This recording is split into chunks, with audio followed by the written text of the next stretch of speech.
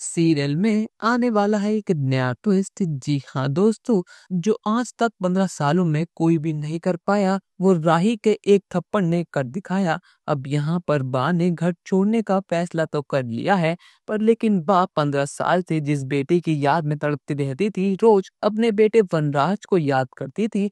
Finally आज वो वापस आ चुका है, क्योंकि अब राही के थप्पड़ ने वनराज को वापस आने पर मजबूर कर दिया।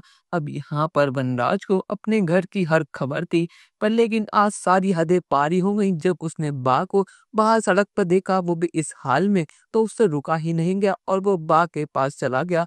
और बा ने जैसे ही अपने बेटे को देखा तो उनकी आंखें भर आई। उन्हें यकीन ही नहीं हुआ कि 15 साल बाद उनका वनराज वापस आ चुका है। और यहाँ पर वनराज आज भी वैसा का वैसा है, पर लेकिन उसकी नीयत आज भी खोटी है। वो पैसे लेकर भाग तो गया था, पर लेकिन आज वो उतना अमीर नहीं है, वो बिल्कुल भी खुश नहीं है। और अब यहाँ पर वनराज बा को कृष्ण कुंज लेके जाता है। वो कहता है कि बा, ये वही घर है जो पहले शाह हाउस हुआ करता था, पर लेकिन उस अनुपमा ने सब चीजें बर्बाद कर दी। उस अनुपमा की वजह से मैं 15 साल से घर पर नहीं आया, मुझे आप सबको छोड़कर जाना पड़ा।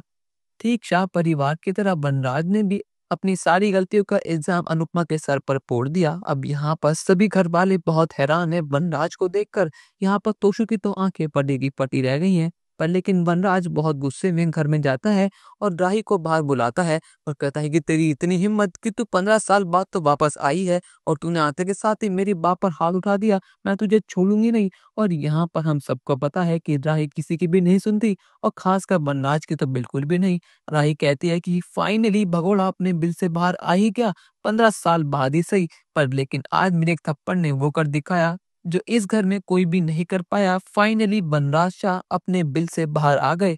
मैं आपको वनराज शाह बुलाऊं या वनराज भगोड़ा या फिर डरपोक? और सुनते के साथ ही वनराज राही को थप्पड़ लगा देता है और कहता है कि तुम शायद भूल रही हो कि मैं अब भी वनराज शाह हूँ। मेरा गुस्सा अब भी वैसा का वैसा है। तुम भले ही कपाड़िया हो, पर लेकिन तुम्हारे पास आज एक फूटी कौड़ी भी नहीं है। तुम अनुपमा के टुकड़ों पर पल रहे हो। आज अनु तुम्हारे साथ होता तो बात अलग होती, पर लेकिन अनुज इस दुनिया में नहीं रहा। उसका सारा इल्जाम सिर्फ और सिर्फ तुम्हारे ऊपर और अनुपमा के सर पर जाता है।